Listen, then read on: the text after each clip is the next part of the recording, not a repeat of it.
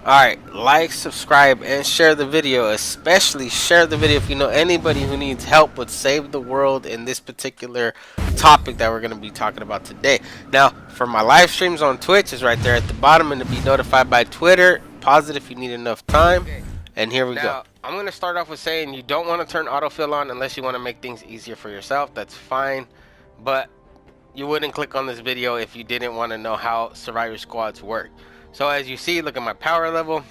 For starters, just take note, 3,100, 3,000 flat basically, 3,200, 3,100. As you see, what I'm saying is my fortitude, offense, resistance, and tech. Now, the first one's for health, the second one's for guns and melee damage. The other one is for, the resistance is for shield and shield regen. And then tech is for abilities, traps, and gadgets. Okay, so check it out. The reason why I would say don't use it is because it will decrease your overall. I mean, I don't know why this happens. I honestly don't know why they would even include this feature, I guess, unless just to make it easier for some players to get into the game and worry about that later. Look, if I'm gonna click it, it's actually going to go down in score. If you look at the top left hand corner, I'm 127 and over halfway's in the bar. Now it says turn on autofill, and I'm like, sure, I guess, because I currently have it off, and why else would I be making this video, right? Are you sure you want to continue? It says all squad slots will be cleared and refilled with your highest power survivors. I don't understand where that comes from, because look at what's about to happen. I click X and I went down a whole level and a little notch. My survivors don't match and I'm basically screwed. Okay, so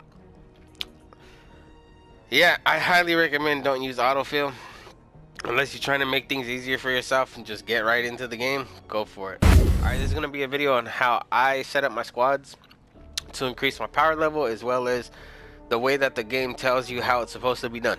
Now you can assign anything however you want to increase your power as fast as possible, putting in all of them that don't match, but I'm going to show you how I have them match and how the game wants you to match them up.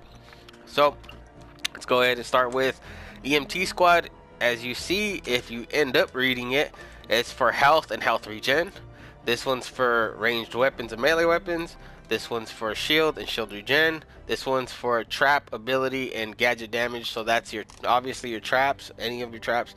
Abilities are like your teddy bear, your punch, dragon slash, your any abilities that the character got. Every character has 3 abilities, and it's like, you know, the dummy for the constructor, plasma pulse, like I mentioned, dragon slash, your teddy bear, your slam, your grenade. That's what that's for. So if you see where it says, like I went to the next one again, training team, this is for health, this is for ranged weapon, melee weapon, shield, and like I said, same thing all over again. It goes in the same order each time. So it's the first 4. Yeah, it's the first 4, then it starts all over again. It gives you health, gun, shield, and traps. Anyway, this is how I have it set up. So you have a total of 7 slots in each one. So I go for the 3, then I go for 2 2s, then I go for 3, then I go for 2 2s, then I go for 3, so on and so forth. Actually, this one, because I wanted more trap durability, you could choose to have the same one and it'll increase it. In this case, I chose trap durability.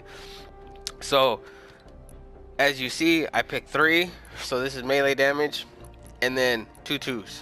Okay, so the way that this works, the game wants you to do, okay, is first, I don't know why they did it like this, but first you want to pick the matching like leader type.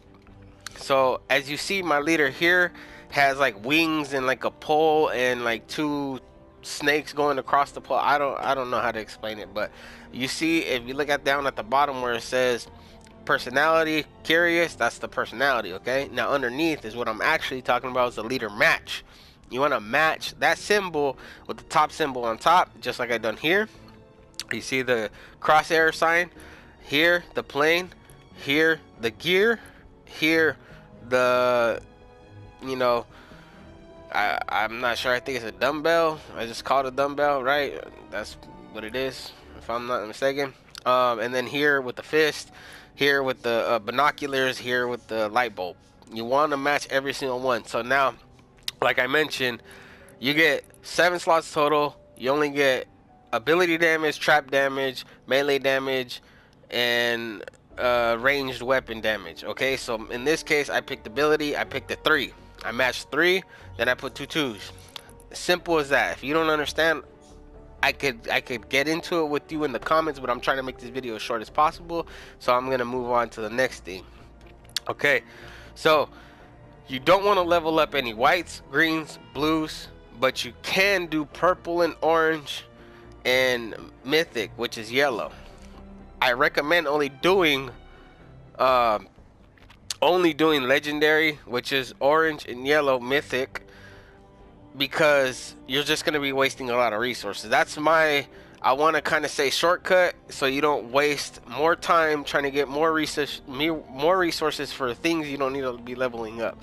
That's way more important to just wait until you get legendary and mythic survivors. But if you have to, like I eventually had to do epics, as you see, I did a like really late game.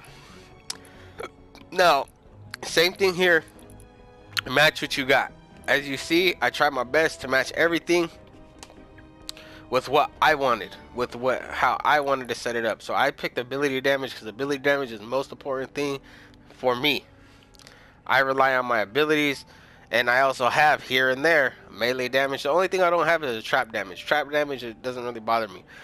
I have range damage, you know what I mean? I have ability right here, range, melee, ability, melee, ability, and melee again.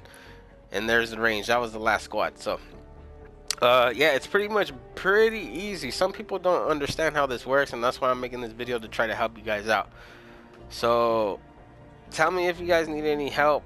The way that you can also get more help if you didn't quite understand what I said, and I try to make it as simple as possible, is if you're in this screen and you press triangle, or look at the bottom right hand corner of the screen, it says help. You click triangle or Y if you're on Xbox, and it'll tell you right here in the shortest possible way.